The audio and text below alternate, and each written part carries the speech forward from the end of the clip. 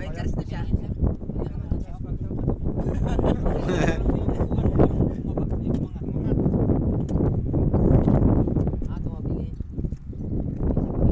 Industrial 2.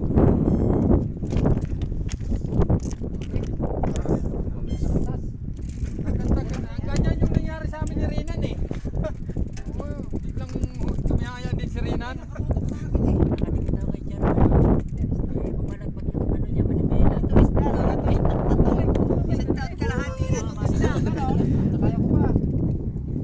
Gumanon ka, gumanon, tapos yung paa mo, gumanon na,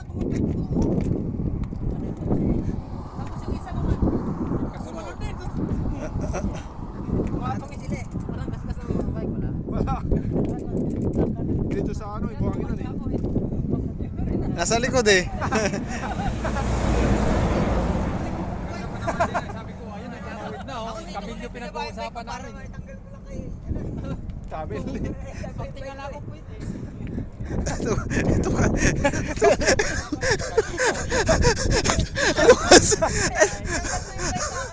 Ito kasi mga na.